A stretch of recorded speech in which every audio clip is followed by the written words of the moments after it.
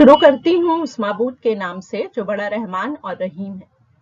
آج کے audio visual class میں آپ کو انڈین کاؤنسل ایکٹ 1909 کے تعلق سے بتاؤں گی۔ یہ ویڈیو آپ کے کمپٹیٹیو ایگزام میں بھی کامیابی کا ضامن ہوگا۔ تو چلیں وقت نہیں برباد کرتے ہوئے ہم ٹاپک کی طرف بڑھتے ہیں۔ 1909 کا Indian council act Morley Minto reform کے نام سے بھی جانا جاتا ہے۔ اس قانون کے ذریعہ اصلاحات لا کر مسلمانوں کو نمائندگی کے لیے ووٹ کا علیحدہ حق سیپریٹ الیکٹوریٹ دیا گیا، جس کی بنیاد پر لارڈ منٹو کو فادر آف کمیونل الیکٹوریٹ کہا گیا۔ اس قانون کا اہم جز ہندوستان کے شاہی اور مقامی قانون ساز کونسل میں ممبر کے براہ راست انتخاب کے اصول کو متعارف کرانا تھا۔ اس قانون کے ذریعہ پہلی بار ایک ہندوستانی کو وائس رائے ایگزیکٹو کونسل کا ممبر منتخب کیا گیا، جنہیں بعد میں ریاست کا گورنر بنایا گیا۔ اس قانون کے ذریعہ پہلی بار 2 ہندوستانی کو سیکریٹری آف اسٹیٹ کونسل کا ممبر منتخب کیا گیا، جن میں ایک ہندو اور ایک مسلمان تھا۔ اس قانون کے ذریعہ پہلی بار ملکہ وکٹوریہ کے ایکوالٹی فار اپرچونٹی کے کیے گئے وعدے کو نبھایا گیا۔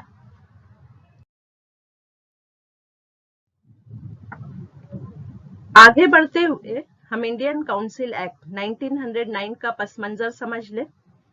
Back ground of Indian council act 1909 کیا تھا، اسے میں آپ کو پوائنٹ وائز سمجھاتی چلی جا رہی ہوں۔ تو پہلے پوائنٹ میں ہم 1892 کا انڈین کاؤنسل ایکٹ لے لیتے ہیں۔ 1892 کے انڈین کاؤنسل ایکٹ کے تحت قانون ساز کونسل میں کل ممبروں کی تعداد 24 تھی، جن میں صرف 5 ہندوستانی کو شامل کیا گیا تھا، لیکن ان کو بجٹ یا عوام کے مفاد پر سوال کرنے کے لیے 6 دن پہلے اجازت لینی پڑتی تھی۔ موضوع سے ہٹ کر کوئی سوال کرنے کی اجازت نہیں تھی۔ یہ ہندوستانی جو ممبر بنائے جاتے تھے وہ رنگ اور نسل کے لحاظ سے ہندوستانی ہوتے تھے، لیکن زبان اور تہذیب کے اعتبار سے انگریزی حکومت کے وفادار ہوتے تھے۔ نتیجے میں ہندوستانی عوام کے اندر مایوسی پیدا ہونے لگی اور وہ لوگ احتجاج کی طرف گامزن رہے۔ اس کے بعد دوسرا پوائنٹ ہمارا ہو جاتا ہے 1905 میں بنگال کی تقسیم۔ لارڈ کرزن نے بنگال کی سیاسی سرگرمیوں پر روک لگانے کے لیے بنگال کو ہندو اور مسلم آبادی کے علاقوں میں بانٹ کر پوری ہندوستانی نو آبادی کو احتجاج کرنے پر مجبور کر دیا تھا، جس کے نتیجے میں سودیشی چیزوں کا استعمال اور انگریزی سامانوں اور اداروں کا بائیکاٹ تحریک کی شکل میں شروع ہو گیا تھا۔ عوام انگریزی حکومت کے خلاف ہونے لگے تھے۔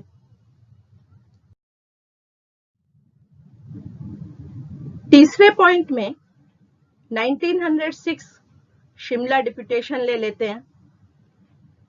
نواب سلیم اللہ برطانوی حکومت کی طرف سے 1892 عیسوی کے قانون ساز کونسل میں مسلمانوں کو ممبر منتخب نہیں کرنے سے ناراض تھے۔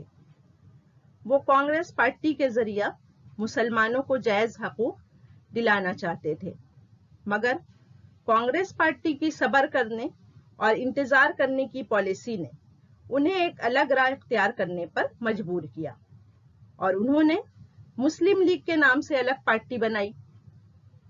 اکتوبر 1906 کو آغا خان کی سرپرستی میں مسلمانوں کے ایک وفد نے لارڈ منٹو سے شملہ میں ملاقات کی۔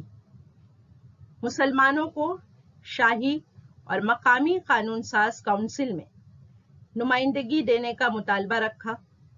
اس کے علاوہ علیحدہ انتخاب کا حق دینے کی بھی مانگ کی۔ برطانوی راج کے سامنے مسلمانوں کو نزدیک کرنے اور قومی دھارا کی تحریک سے الگ رکھنے کا اس سے بہتر موقع نہیں تھا، لہٰذا اس نے اسے قبول کرنے پر رضامندی ظاہر کی۔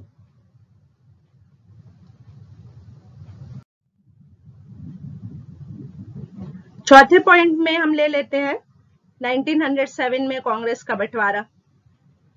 कांग्रेस पार्टी की इल्तिजा, आजिजी और दरखास्त की पॉलिसी से तंग आकर कांग्रेसी रहनुमाओं में इख्तिलाफ पैदा हो गया था।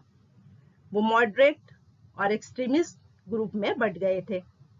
इसके बावजूद दोनों का मकसद होम रूल था।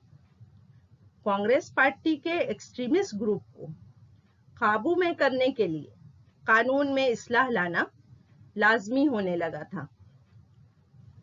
पांचवें पॉइंट में 1908 में मुल्क के हालात लेते हैं हम। ब्रितानवी हुकूमत ने अवामी एहतजाज को खत्म करने के लिए 1907 ईस्वी में और 1908 ईस्वी में यके बाद दीगरे कई कानून नाफिज किए, जिससे अवाम में और ज्यादा नाराजगी पैदा होती गई। बाल गंगाधर तिलक की गिरफ्तारी से बॉम्बे और मुल्क के दीगर हिस्सों में अवाम के अंदर नफरत की आग मजीद बढ़ने लगी थी। ऐसे हालात में गोपाल कृष्ण गोखले ने लंदन में जॉन मॉर्ले से मुलाकात की और कानून में इस्लाहात लाने की सिफारिश की। दूसरी जानिब जॉन मॉर्ले भी यही चाह रहे थे, लिहाजा मॉर्ले और मिंटो की तजवीज पर इस्लाहात लाई गई और 25 मई 1909 ईस्वी को ब्रितानिया की शाही कानून साज असेंबली ने इस्लाहात के कानून को पास कर दिया। बैकग्राउंड को समझने के बाद अब हम इंडियन काउंसिल एक्ट 1909 की खुसूसियात को समझ लेते हैं कि features of Indian council act 1909 क्या था। इसे भी मैं पॉइंट वाइज आपको समझा रही हूं। तो सबसे पहले पॉइंट में मरकजी और सूबाई कानून साज काउंसिल में ओहदा और मेंबरों की तादाद में इजाफा किया गया। Expansion of the legislative council. मरकजी और कानून साज काउंसिल या गवर्नर जनरल की काउंसिल में मेंबरों की तादाद 16 से बढ़ाकर 60 कर दी गई। बंगाल, बॉम्बे और मद्रास की सूबाई कानून साज काउंसिल में मेंबरों की तादाद 20 से बढ़ाकर 50 कर दी गई। यूनाइटेड प्रोविंस की सूबाई कानून साज काउंसिल में मेंबरों की तादाद 15 से बढ़ाकर 50 कर दी गई। पंजाब, आसाम और बर्मा की सूबाई कानून साज काउंसिल में मेंबरों की तादाद बढ़ाकर 30 कर दी गई।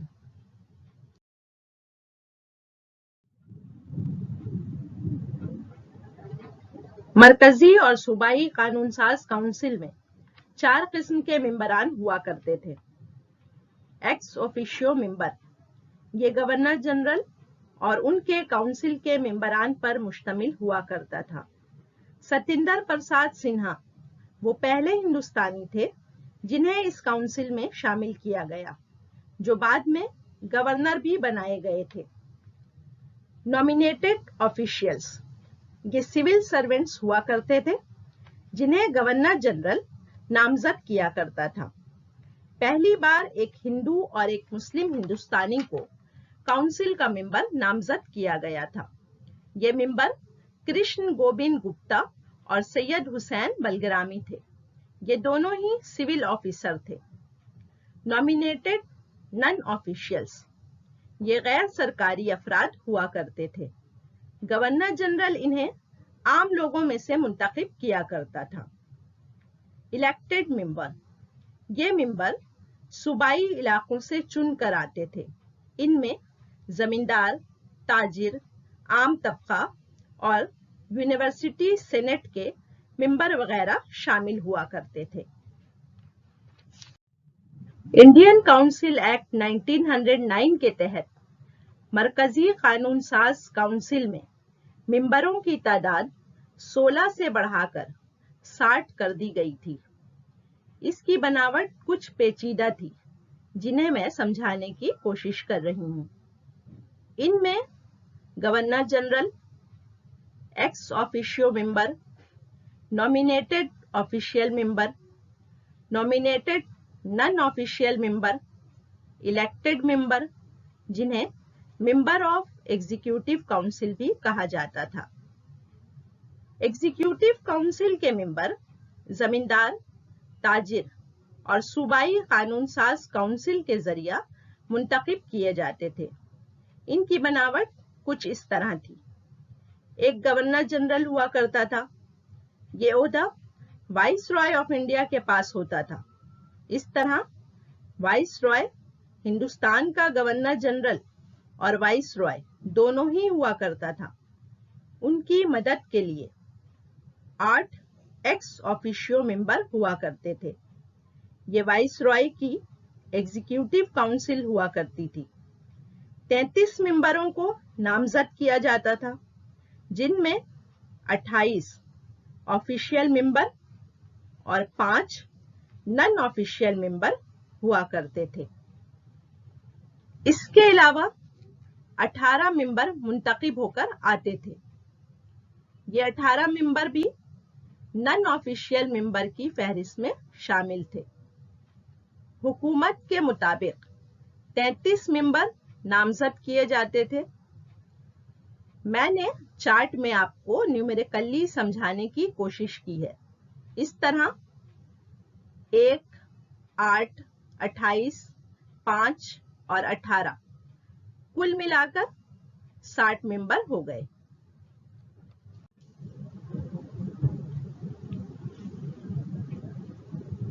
मरकजी कानून साज काउंसिल या गवर्नर जनरल की काउंसिल 37 ऑफिशियल्स और 23 नॉन ऑफिशियल्स पर मुश्तमिल थी।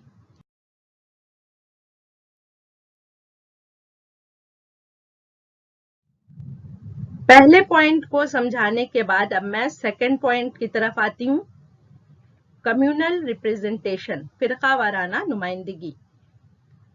1909 से कबल काउंसिल का मेंबर आम, खास और चैम्बर ऑफ कॉमर्स के ग्रुप से मुंतखब किया जाता था। पहली बार मुसलमानों को नुमाइंदगी का हक देने के नाम पर अलहदा इंतखाबी हलके की निशानदही की गई। इन हलकों से सिर्फ मुस्लिम ही उम्मीदवार हो सकते थे और उनको सिर्फ मुसलमान ही मुंतखब कर सकते थे। 27 नशिस्तों में से सिर्फ 6 नशिस्त मुसलमानों के लिए मखसूस की गई थी। बंगाल से 2, बॉम्बे से 1, मद्रास से 1, यूनाइटेड प्रोविंस जिसे आज हम उत्तर प्रदेश के नाम से जानते हैं, वहां से 1, मौजूदा बिहार और उड़ीसा से 1, गोया के आटे में नमक के बराबर उनको शामिल किया गया था। हालांकि इससे कबल भी काउंसिल में मुसलमानों को शामिल किया जाता रहा था। बराए नाम उन्हें यह हक देकर ब्रितानवी हुकूमत ने न सिर्फ हिंदू और मुसलमानों के दरमियान एक दूरी पैदा करने की कोशिश की, बल्कि खुशफहम मुसलमानों की हिमायत हासिल करने में भी कामयाबी हासिल की। इसके थर्ड पॉइंट में मैं ले लेती हूं कानून साज काउंसिल के काम की तौसी, enlargement of the function of legislative council. Council के मेंबरों को यह हक हासिल था कि वो सूबाई या मकामी इंतजामिया को कर्ज मुहैया कराने, अजाफी मिकदार पास करने और नए टैक्स की तजवीज के मुतालिक रेजोल्यूशन पेश कर सकते थे। दूसरी बात क्या थी कि मेंबरों को यह हक भी हासिल था कि वो अवामी मफाद के ताल्लुक से रेजोल्यूशन पेश कर सकते थे। तीसरे में काउंसिल के सदर को यह हक हासिल था कि वो किसी भी तजवीज को बगैर किसी वजाहत के रिजेक्ट कर सकता था या उसे कबूल कर सकता था।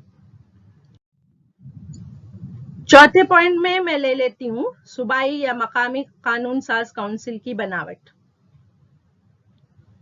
सूबाई कानून साज काउंसिल में मेंबरों की तादाद मरकजी कानून साज काउंसिल के बराबर नहीं थी, लेकिन ये काउंसिल भी 4 قسم کے ممبروں پر مشتمل ہوا کرتی تھی۔ صوبائی قانون ساز کونسل میں ممبروں کی تعداد 20 سے بڑھا کر 50 کر دی گئی تھی، جس کا ذکر میں پہلے ہی ایکسپینشن آف لیجسلیٹو کونسل کو سمجھاتے ہوئے کر چکی ہوں۔ صوبائی کونسل میں ایک گورنر جنرل، 2 ایگزیکٹو کونسلر ہوا کرتے تھے، انہیں ایکس آفیشیو ممبر کہا جاتا تھا۔ ان ممبروں کو ان 50 ممبروں کی فہرست سے الگ رکھا گیا تھا۔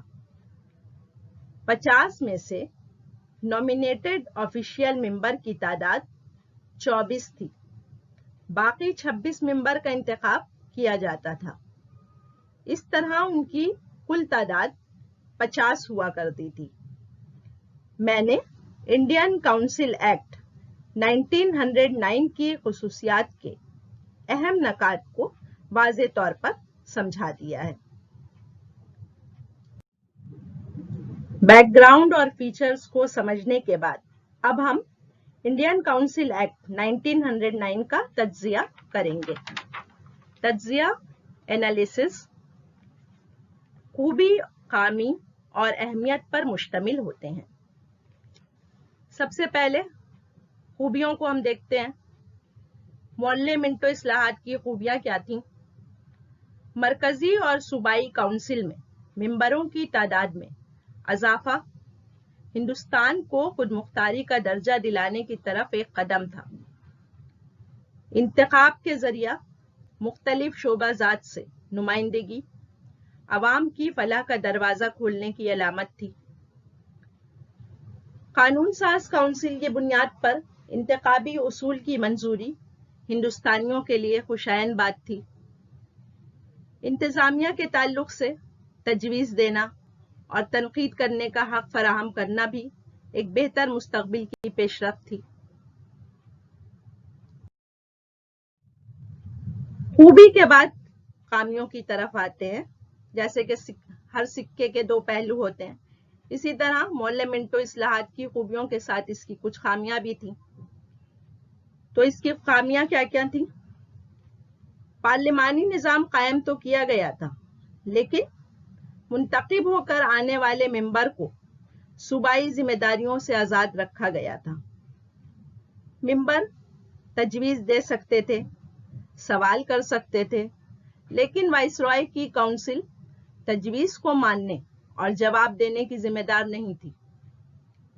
مسلمانوں کے لیے علیحدہ انتخابی حلقہ متعارف کرانے سے ہندو مسلم کے درمیان دوری پیدا کرنے کی ایک بڑی وجہ بن گئی، جو 1947 عیسوی میں ہندوستان کے بٹوارے کی شکل میں ظاہر ہوا۔ یہ اصلاحات مکمل طور پر کانسٹیٹیوشنل آٹوکریسی تھی، کیونکہ ہندوستانی اراکین تجویز تو دے سکتے تھے لیکن اپنی بات منوا نہیں سکتے تھے۔ ان کی اہمیت ایک کمزور نمائندے سے زیادہ کچھ بھی نہیں تھی۔ اب اس کی اہمیت کو ہم سمجھ لیں۔ مولے منٹو اصلاحات کی اہمیت کیا تھی؟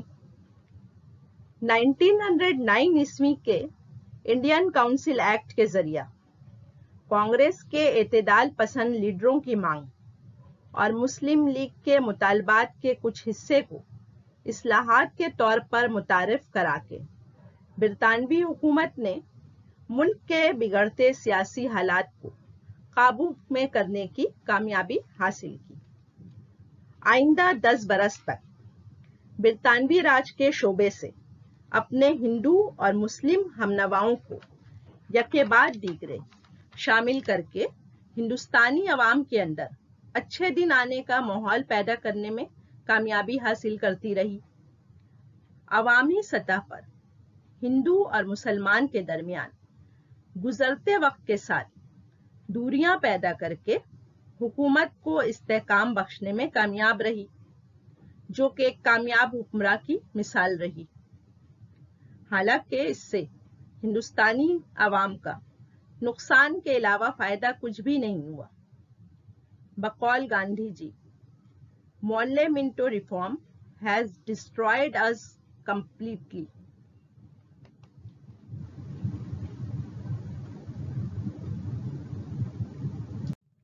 इसके साथ ही government of India act of 1909 या इंडियन काउंसिल एक्ट 1909 यहाँ पर खत्म होता है। जल्द ही मैं अपने एक नए वीडियो के साथ इंशाअल्लाह ताला हाजिर होंगी। सरवत समी को इजाजत दीजिए। खालिक कायनात हम सबों को अपने हिफ्ज़ो अमान में रखे। आमीन।